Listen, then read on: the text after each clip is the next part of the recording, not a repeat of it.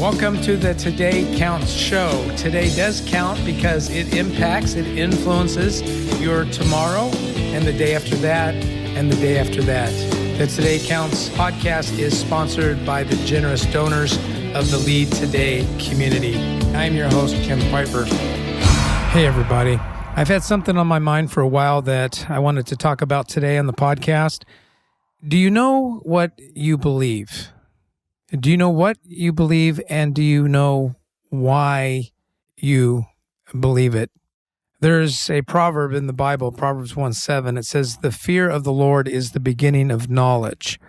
Fools despise wisdom and instruction." I want to read that again. The fear of the Lord is the beginning of knowledge. That's the beginning of knowledge. You know, the understanding that there is a God, there is accountability, there is purpose in life. You know, there's meaning and significance. All of this matters. Everything matters. I don't mean everything matters, but life matters. The fear of the Lord is the beginning. It's the beginning. It's the birthplace of knowledge. Fools despise wisdom and instruction. So what we believe, it really does matter. It shapes how we think. It shapes how you think. What you believe matters, and it shapes how you think, and it shapes how you behave. It determines your focus. It determines my focus, what's important to you, what's important to us. That's what the power of belief does. What we believe, I can say, is really like our treasure. What we believe is our engine. It's our treasure. It's where the good stuff is, what we believe. For example, at work, it's your secret weapon at work, or it's your kryptonite. It's one of the two. In other words, if you believe in your organization and the leadership of your organization, and specifically the person that you report to, the direction of the organization and the strategy of the organization, you will be at your best. You will perform at your best. Now, if you doubt one of those components, whether it be the organization itself, what it stands for, its mission, its values, etc., the leadership, the direction that it's heading, or the strategy, the how-to, they plan on accomplishing these things. If you doubt any one of those, your performance will not be the best. So that's an example of the power of belief, at least at work. Let's go home for a minute. Let's take on the idea of home, of marriage, of family. What you believe about family, what you believe about the purpose of family, determines the priority, the weight, the responsibility that you place upon it. Now, many don't realize the treasure of family until, well, let's just say it, until they lose it or lose part of it. They don't realize sometimes what they had until they've lost it. And they never really embrace the whole package. Because see, your view of the home is so important that if you have a view of home, a view of family that does not just include the good, but also the bad and the ugly. If it doesn't include that in your belief system, you're going to have a problem. Because see, belief is stronger than circumstances and feelings. If you have the right belief system, the right core values of what it means to be part of a family, to have a home, your belief will be stronger than your difficulties, your bad days, your ugly days. Your belief will be stronger than those circumstances, and certainly stronger than fleeting feelings that sometimes feel like facts. The person who is driven by their feelings, they really do believe at times that their feelings are facts. And that's why they make some of the horrible decisions that they sometimes make. In other words, what I'm trying to say is that believing is becoming. Believing, ing, believing an ongoing thing, not just I believed, but something that I am cultivating, something that I am exercising, something that I am practicing. Believing is becoming. What do you believe and why do you believe it? At work and at home. When you believe faithfulness in marriage to the end is more important than your personal needs and secret fantasies, you will invest in your marriage. That's what you will do. You will make it a priority. You've probably heard me say this before, but as much as I love my kids and my grandkids, I have invested my relational currency into the priority of my marriage, believing that having a good marriage, a great marriage, is one of the best gifts I could give to my kids or my grandkids, even more so than excellent parenting skills. I believe that there's an overflow of a positive and healthy marriage that blesses everyone who is within that. When you believe that marriage is important and you invest in it, then what that means and what that looks like is you will listen to those who help you do it, who help you succeed at it, who will help you to continue on the faithful and serving path. And then you will also, on the opposite side, you'll turn a deaf ear to those who give you permission to throw in the towel in the name of happiness. Because after all, you deserve it. You deserve to be happy. That's what they will say. So that's the power of belief. It has the power to build up. It has the power to finish strong. It has the power to be faithful in a marriage until death do us part. But it also has the power to tear apart families, all depending upon what you believe. What about purpose? Belief in purpose. When you believe that life is a gift, you gain a perspective of gratitude and positive energy. I want to say that again.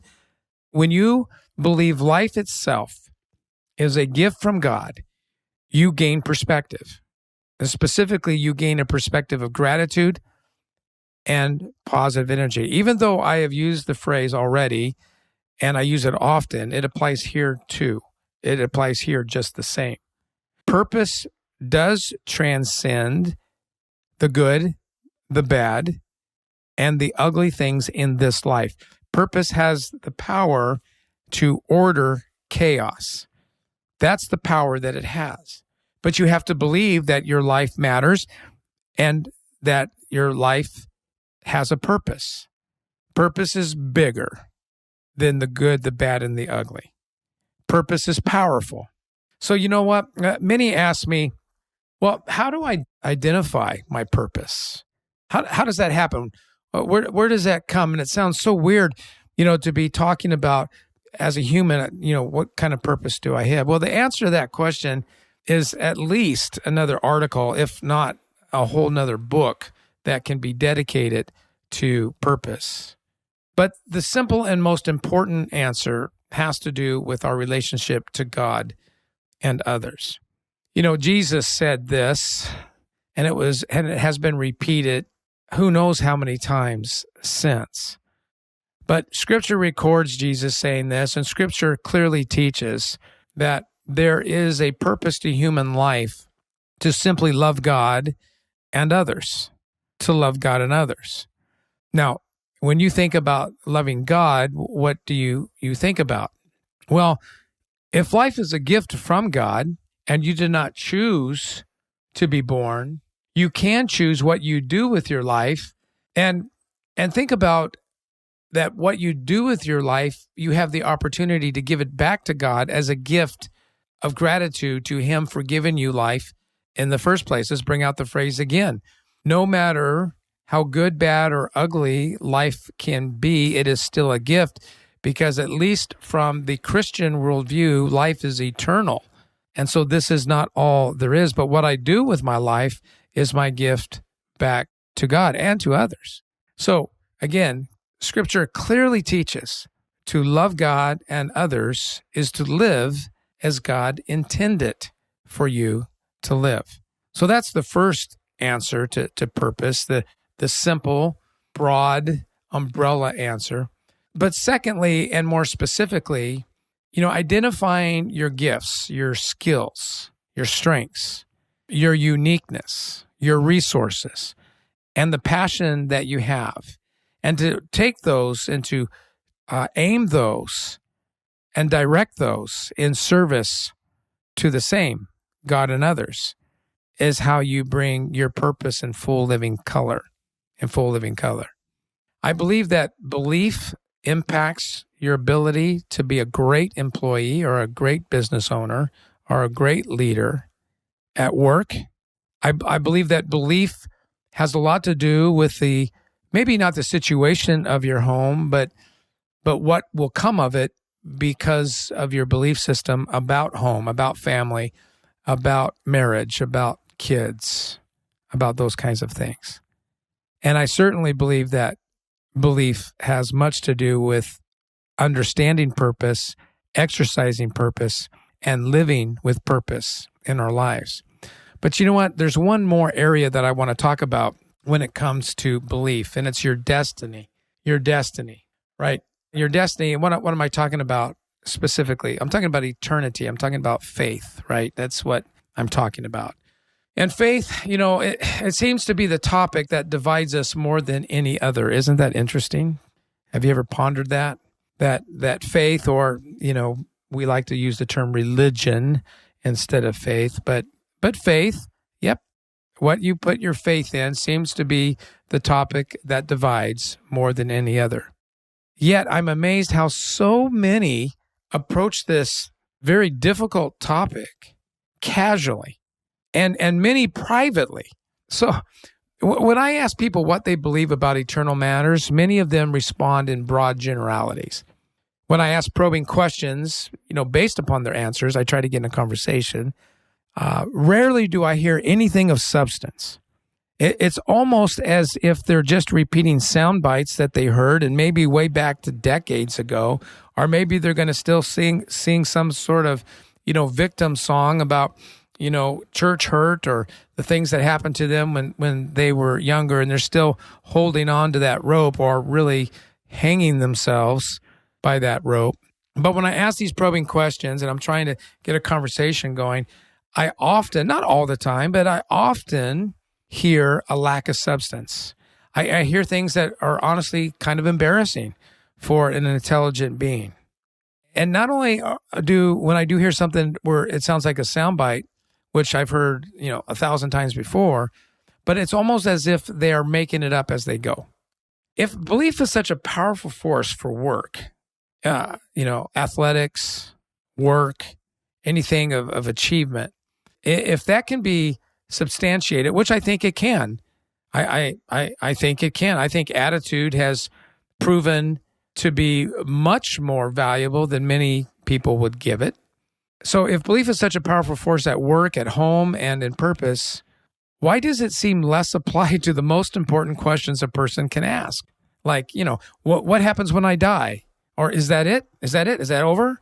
So, wow, that was it. My 30 years of life, my 60 years of life, my 80 years of life, is that it? Is there another reality? Do I go there automatically? If there is another reality that is beyond the grave, does my soul go there automatically? Is it just like, does it just appear somewhere else? Talk to me about this thing called heaven and hell.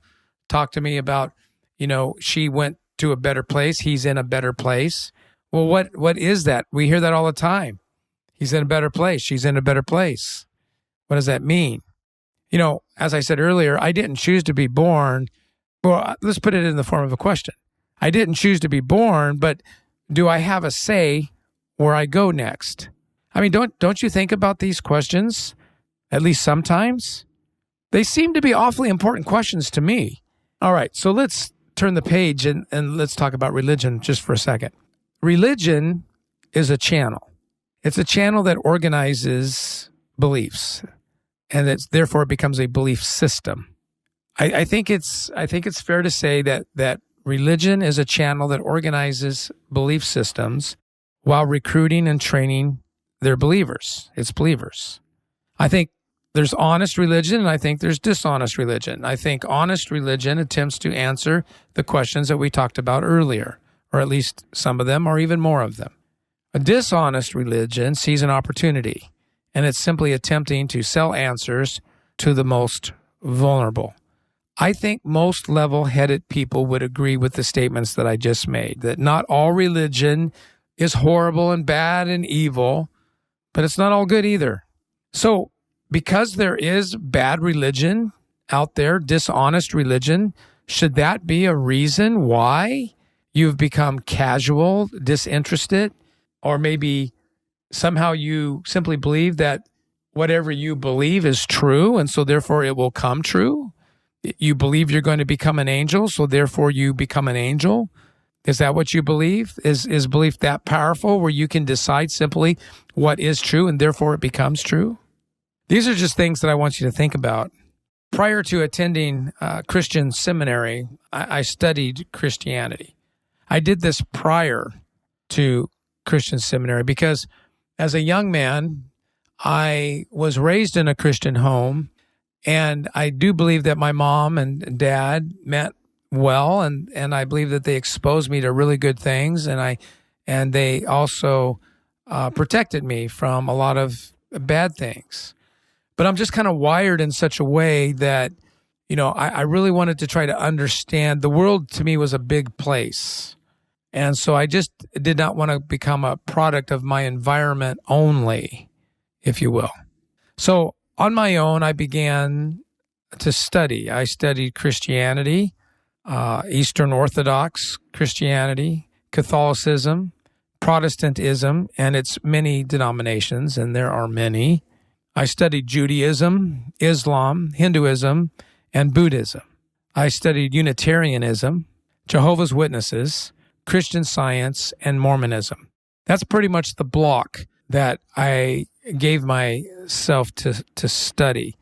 Now, for me, that was a very healthy process because it allowed me to really get inside the head of all my other fellow humans, and the things and the difference between East and West, and just how things have developed over the centuries, and how so many things make sense of why this happened, or why this religion happened, or why that religion happened. Well, without at the same time becoming one of those ignorant people who simply believe that all religions bring people to God. And boy, that is really, really naive. That goes back to simply saying, if I believe this, it'll come true. As naive as that can be. So perhaps the most disturbing finding of all is when I meet someone who claims to be a member of one of these religious tribes, and I'm talking about all of them. Oftentimes, they do not know what they believe. In other words, they claim to be a part of this religion or this group or that group, but when you begin to probe them and ask them sometimes some of the most basic, common things that they could Google, they do not know them. In other words, they identify with something that they can't even explain what the belief system is.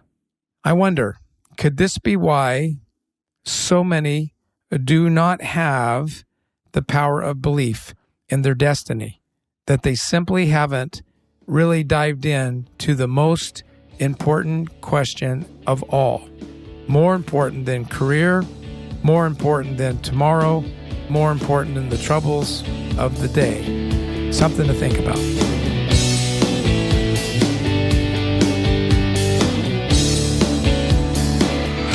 If you're not part of the Lead Today community, let me invite you. Go to leadtodaycommunity.com. That's leadtodaycommunity.com and sign up for Monday Moments. It's a weekly email that will encourage your leadership. Again, thank you for joining us today, and thank you for telling a friend about the Today Counts show.